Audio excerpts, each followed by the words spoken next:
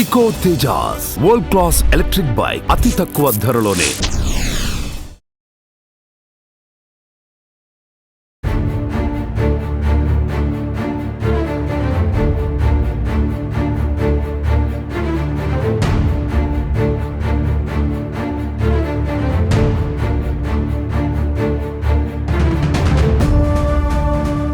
Welcome to Suman TV. నేను మీ Suman TV Nag Harsha Sai. ఈ పేరు ఎప్పటికీ కూడా తెలుగు రాష్ట్రాల్లో సంచలనంగా మారినటువంటి పేరు. గతంలో ఈ పేరుకి సంబంధించినటువంటి వాటిల్లో కొన్ని కీలక విషయాలు బయటికి రావడం జరిగింది. భారీ మోసాలకు పాల్పడినట్లు, దాంతోపాటు బెట్టింగ్ యాప్స్ని బాగా ప్రమోట్ చేసినట్లు, అండ్ వాళ్ళకి మనం కనుక చూసుకుంటే అతనిపై ఒక రేప్ కేసు కూడా నమోదైనట్లయితే మనకు తెలుస్తూ ఉంది. దానికి సంబంధించినటువంటి పూర్తి డీటెయిల్స్ ఏంటి అనేది ఈ రోజు మనతో పాటు హైకోర్టు అడ్వకేట్ రవీంద్రనాథ్ గారు ఉన్నారు. అది వారి మాటలో తెలుసుకుందాం. Hello sir. హాయ్ అండి నాగరాజ్ గారు. ఇప్పుడు ఉన్నటువంటి న్యూస్ ప్రకారం కనుక మనం చూస్తే అండి, హర్ష సాయి ఈ పేరు అయితే బాగా సంచలనంగా మారినటువంటి పేరు. అయితే ఈ మధ్య కాలంలోనే అతని మీద సిరీస్ కిందకి మనం చూస్తూ ఉంటే వీడియోస్ చాలా భయంకరంగా రిలీజ్ అయ్యాయి. అంటే భారీ మోసాలకు పాల్పడినట్లు, అండ్ దాంతోపాటు ఒక్కొక్క సినిమాను కూడా, మెగా అనేటువంటి ఒక సినిమాను కూడా ఆయన తీస్తున్నట్లు, అది మధ్యలో ఆగిపోయినట్లు రకరకాల కథనాలు అయితే వచ్చాయి. అయితే ఇప్పుడు కొత్తగా తెరపైకి ఒక విషయం బయటకు వస్తూ ఉంది. ఇతని మీద కొన్ని కేసులు అయితే నమోదైనట్లు తెలుస్తూ ఉంది. ఆ కేసులు ఏంటి, దీనికి సంబంధించినటువంటి అప్డేట్ ఏంటి సార్ అసలు? నాగరాజ్ గారు, ఈరోజు మధ్యాహ్నం సెప్టెంబర్ 24వ తేదీ మధ్యాహ్నం 1:30-2 గంటల ప్రాంతంలో ఒక యువతి 5 అడ్వకేట్లతో కలిసి నార్సింగ్ పోలీస్ స్టేషన్లోకి ప్రవేశించడం జరిగింది. ఎవరు యువతి, ఏమిటి కథాకమామీషు అనే వివరాల్లోకి వెళ్తే, ఈ యువతి ఇంతకుముందు బిగ్ బాస్ సీజన్లో వర్క్ చేయడం జరిగింది. ఒక కంటెస్టెంట్గా వర్క్ చేశారు. సో అక్కడ అదే మాత్రం కాదు, ఈమె ఈ రీసెంట్గా ఒక శ్రీ ప్రొడక్షన్స్ అనే పేరుతోటి హర్ష సాయి అన్నటువంటి ఒక యూట్యూబర్, ఇటీవల చాలా మన తెలుగు రాష్ట్రాల్లో బాగా ప్రాముఖ్యత పొందిన ఒక వ్యక్తి హర్ష సాయి, ఇతనితో కలిసి శ్రీ ప్రొడక్షన్స్ అనే పేరుతోటి ఒక మెగా అనేటువంటి ఒక మూవీ యొక్క టీజర్ కూడా రిలీజ్ చేశారు. అతనితో కలిసి సొంతలోని సినిమా రిలీజ్ కూడా డేట్ ప్రకటించడం జరిగింది. సో ఈ యువతి నార్సింగ్ పోలీస్ స్టేషన్లోకి వెళ్ళి తన దగ్గర ఉన్నటువంటి కొన్ని ఆధారాలతోటి పోలీస్ స్టేషన్ సంప్రదించడం జరిగింది. సుమారుగా మధ్యాహ్నం 2 గంటల ప్రాంతంలో వెళ్ళినటువంటి యువతి ఆల్మోస్ట్ ఇప్పుడు ఈవినింగ్ 7:38 ఈ టైం వరకు కూడా తన పోలీస్ స్టేషన్లో 5:30-6 గంటల పాటు స్పెండ్ చేసి తన దగ్గర ఉన్నటువంటి పూర్తి ఆధారాలు ఏవైతే తను చూపించారో చాలాసేపు డిస్కషన్ అయిన తర్వాత మీడియా వర్గం కూడా టోటల్గా ప్రాంతం చేరుకుని ఏం జరిగింది అనే విషయం మీద రకరకాల కథనాలు వినిపించడం జరిగింది. చిట్టచివరిగా తెలియదు ఏంటంటే, ఆ యువతి ఇంతకుముందు తన కో పార్ట్నర్ అయినటువంటి సినిమా ప్రొడక్షన్లో ఎవరైతే తనతో పాటు మెయిన్ లీడ్ రోల్ చేస్తున్నటువంటి హర్ష సాయి అనేటువంటి యూట్యూబర్తో కలిసి ఒక సినిమాని వర్క్ చేస్తుందని తెలుసు. అయితే ఈ యువతపై అతను లైంగికంగా వేధించినట్టుగా, అదేవిధంగా కొంత మనీ, ఒక 2 కోట్ల రూపాయల మనీ తీసుకున్నట్టుగా, అంటే మనీ తను ఇచ్చిందని, అట్ ద సేమ్ టైం ఈ మనీకి ఎగ్నిస్ట్గా తను పెళ్లి చేసుకుంటానని, ఆ పెళ్లి పేరుతో మోసం చేశాడని, ఇదే కాకుండా తన బలాత్కారం అంటే రేప్ ఇట్లాంటి వ్యవహారానికి కూడా గురి చేశాడని చెప్తూ ఆ అమ్మాయి రిపోర్ట్ ఇవ్వడం జరిగింది. దీనికి సంబంధించి ఫస్ట్ ఇన్ఫర్మేషన్ రిపోర్ట్ ఎఫ్ఐఆర్లో, నార్సింగ్ పిఎస్లో ఉన్నటువంటి ఎఫ్ఐఆర్ రిపోర్ట్లో వాళ్ళు ఏం చేశారంటే, ఈమె ఉన్నటువంటి ప్రదేశం కూడా అదే స్థలంలో నార్సింగ్ ఈ పోలీస్ స్టేషన్ పరిధిలో రావడం వల్ల ఇమ్మీడియట్గా ఈ రిపోర్ట్ని తీసుకుని వాళ్ళు టోటల్గా వాళ్ళకి ఫస్ట్ ఇన్ఫర్మేషన్ రిపోర్ట్ బేస్డ్ ఏదైతే ఈ పోలీసుల దగ్గర ఇన్ఫర్మేషన్ ప్రకారం వాళ్ళకి ఎంత ఇన్ఫర్మేషన్ రావాలో, అంటే బేసిక్ ఎవిడెన్స్ ఏదైతే తీసుకుంటారో ఆ ఎవిడెన్స్ బేస్ చేసుకొని అతని మీద కొన్ని సెక్షన్స్తో నమోదు చేసి ఈవినింగ్ అరౌండ్ 8:30-9 బహుశా నమోదు చేసినట్టుగా ఎఫ్ఐఆర్ తెలిసింది. మనకు అందిన ఇన్ఫర్మేషన్ ప్రకారం ఐపీసీ సెక్షన్ 328, ఇది బిఎన్ఎస్ కొత్త ప్రకారం అయితే, అంటే కొత్త యాక్ట్ ప్రకారం అయితే 123 వస్తుంది. దీని అర్థం ఏంటంటే ఇది చాలా క్రిటికల్ సెక్షన్ నాగరాజ్ గారు. దీనికి సంబంధించి ఏంటంటే, మనకి సెక్షన్ ఏం చెప్తుందంటే, ఒక వ్యక్తికి విషమిచ్చి కానీ, లేదా మూర్ఖంగా ప్రవర్తించి కానీ, లేదా మత్తులోనికి దింపి ఒక లిక్విడ్, ఏదో ఒక లిక్విడ్, అది లిక్విడా లేకపోతే కెమికల్ ఎట్లా ఎడదాని కావచ్చు, అలాంటిది మత్తులోకి దింపి ఆ స్త్రీపై అటాక్ చేస్తే, అంటే బలాత్కారం చేస్తే, అంటే అసాల్ట్ చేస్తే, హెరాస్మెంట్ చేస్తే ఈ సెక్షన్ వర్తిస్తుంది. ఈ సెక్షన్ ఐపీసీ 328 బిఎన్ఎస్ యాక్ట్ ప్రకారం 123 అన్నటువంటి సెక్షన్ పెట్టడం జరిగిందని మనకు తెలిసింది. ఇది చాలా నాన్ బెయిలబుల్ సెక్షన్ కిందకు వస్తుంది. ఇది బహుశా ఒకవేళ ట్రయల్స్లో కానీ కన్ఫర్మేషన్ జరిగితే ఖచ్చితంగా సుమారుగా 10 years పైబడి శిక్ష ఉండే అవకాశం ఉంటుంది.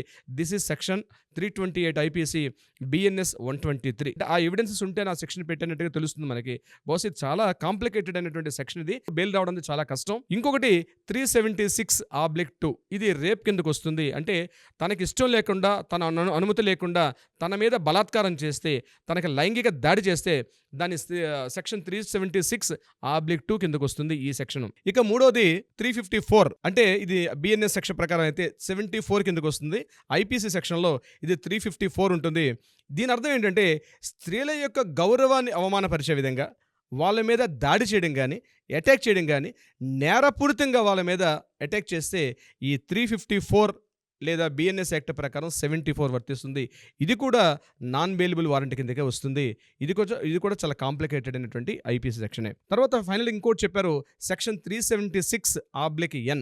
ఇదేంటంటే ఒక వ్యక్తి పైన ఒకే వ్యక్తి రిపీటెడ్గా బలాత్కారం చేస్తే ఈ సెక్షన్ చేస్తారు. ఇది మనకి బిఎన్ఎస్లో అయితే 71 సెక్షన్ వస్తుంది. అంటే ప్రేమ పెళ్లి పేరుతో మోసాలు చేసినటువంటిది, రిపీటెడ్గా నేను మ్యారేజ్ చేసుకుంటాను అని చెప్పి చేసినటువంటి సెక్షన్ అయితే దీని కిందకు వస్తుంది. ఇది కాకుండా 420 సెక్షన్ 420 కూడా పెట్టినట్టుగా తెలుస్తుంది. అది పెట్టారా లేదండి రేపు బహుశా మనకి ఎఫ్ఐఆర్ రిపోర్ట్ కాపీ మనకు బయటకు వస్తే అందులో మనం దీనికి సంబంధించి మనం చూసే అవకాశం అయితే ఉంటుంది నాగరాజు గారు. అయితే నేను చెప్పేది ఏంటంటే, ఇటీవల నార్సింగ్ పోలీస్ స్టేషన్ అనేది ముఖ్యంగా ఈ ప్రముఖులు, ఈ సెలబ్రిటీస్ ఎవరైతే ఉన్నారో సెలబ్రిటీస్కి వాళ్ళ పర్సనల్ ఇష్యూస్ ఏవైతే ఉంటాయో దీనికి కేర్ ఆఫ్ అడ్రస్గా నార్సింగ్ పోలీస్ స్టేషన్ అనేది ఇటీవల గడిచిన కొద్ది రోజుల్లో చూస్తే అది రాజతరణ్ లావణ్య కేసు కావచ్చు, లేకపోతే రీసెంట్గా కొరియోగ్రాఫరు ఆయన సంబంధించిన ఇష్యూ కావచ్చు, ఇప్పుడు మనం 3వ ఇష్యూ చూస్తున్నాం. ఇది కూడా ఆ సినిమా రంగానికి సంబంధించిన వ్యక్తులు, ముఖ్యంగా ఈ హర్ష సాయి అనే వ్యక్తి మీద రకరకాల ఆరోపణలు ఉన్నాయి.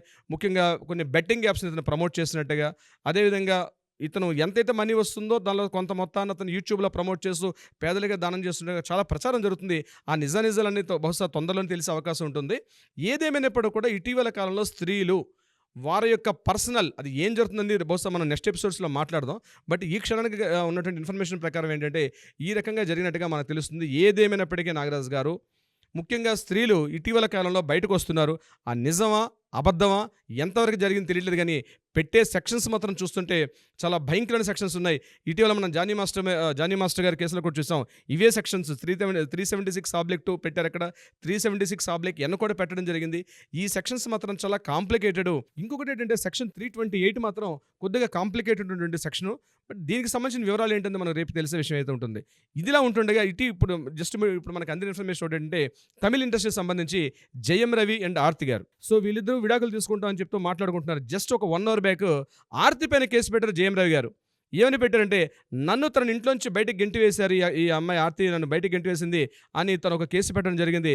బహుశా ఇది కూడా సెలబ్రిటీస్ ఇటీవల, అంటే నేను చెప్పేది ఇప్పుడున్న కేసు ప్రకారం మన జానీ మాస్టర్ అయిపోయింది. ఇప్పుడు మనం చెప్పే హర్ష సాయికి సినిమా ఇండస్ట్రీకి పెద్ద సంబంధం లేదు. కానీ ఎవరైతే ఫిర్యాదుదారు అయినటువంటి ఈ అమ్మాయి ఎవరైతే ఉన్నారో, తను ఏదైతే కంప్లైంట్ చేశారో ఈ అమ్మాయి బిగ్ బాస్, దీనికి ఇంకొక ఇష్యూ చెప్పొచ్చు. ఆల్రెడీ ఇప్పుడు బిగ్ బాస్ ఒక సీజన్ ఆల్రెడీ ఇప్పుడు మనకి టీవీ షోస్లో రన్ అవుతుంది. ఇదే సమయంలో ప్రీవియస్ బిగ్ బాస్ కంటెంట్ అయినటువంటి ఒక వ్యక్తి రావడం, ఇది నిజంగానే జరిగిందా లేకపోతే వాంటెడ్లీ దీని వెనకాల ఎవరైనా వ్యక్తులు ఎవరు ఉన్నారా, ఎవరు ఇన్ఫ్లుయెన్స్ చేస్తున్నారా, అసలు ఏం జరుగుతుంది? ఇది ప్రతి ఎవ్రీ 2 డేస్కి మార్నింగ్ లేచేసరికల్లా ఏ న్యూస్ వస్తుందో ఆ సెలబ్రిటీ స్టేషన్లో ఏ కొత్త న్యూస్ వింటాం అన్నట్టుగా ఉంది పరిస్థితి. మొన్న జానీ మాస్టర్ ఇంకా కంప్లీట్గా ఇంకో 4 డేస్ కూడా కాలేదు కొత్త న్యూస్ వెలుగులోకి రావడం. ఇప్పుడు నేను చెప్పినట్టుగా జయం రవి గారు, బహుశా నేను చెప్పడం ఏంటంటే తమిళ ఇండస్ట్రీలో మనకన్నా తమిళ ఇండస్ట్రీ ఎప్పుడు ఒక అడుగు ముందు ఉంటుంది. వాళ్ళు ఎట్లాంటి కేసులు చూసేశారు. ఇప్పుడు రివర్స్ కేసులు స్టార్ట్ అయినాయి. అక్కడ నేనేమనుకుంటున్నా అంటే, ఆర్తి నన్ను ఇంట్లోంచి బయటకు గెంటేసిందని చెప్పి జయం రవి, అంటే ఒక ఫేమస్ చాలా స్టార్ హీరో జయం రవి, నేను ఆమె వల్ల ఇబ్బందులు పడుతున్నాను అని ఫస్ట్ టైం నాకు తెలిసే కేసు. అంటే జస్ట్ నేను చూస్తూ తెలిసింది ఒక 1 అవర్ బ్యాక్. ట్రూ. సో ఇది first time information reverse case మనకు తెలిసింది. ఒక స్టార్ హీరో ఆర్తి అనే అమ్మాయి మీద నేను విడాకులు తీసుకోబోతున్నాను, కానీ ఈ అమ్మాయి నన్ను ఇంట్లోంచి మెడపెట్టి గెంటేసింది. నా ఆస్తులు, నా బంగారం, నా టోటల్ నేను కష్టపడిన నా ఇమేజ్ మొత్తం కూడా ఆమె నన్ను చాలా డిఫేమ్ చేస్తుంది. నా ప్రాపర్టీస్ ఆమె చేతులు ఉన్నాయి, నన్ను ఇంటి నుంచి మెడపెట్టి గెంటేసింది అని చెప్తూ అతను జయం రవి గారు పెట్టడం మాత్రం తమిళ ఇండస్ట్రీ ఎప్పుడు కూడా మనకన్నా ఒక అడుగు ముందు ఉంటుంది అని చెప్పడంలో ఈ ఇన్సిడెంట్ ఒక ఉదాహరణ. హర్ష సాయి గారి విషయం ఏమవుతుంది, ఎట్లా ఉంటుంది, బహుశా దీని కంప్లీట్ డీటెయిల్స్ ఏంటుంది, బహుశా మనం నెక్స్ట్ ఎపిసోడ్లో మాట్లాడదాం. డెఫినెట్గానే.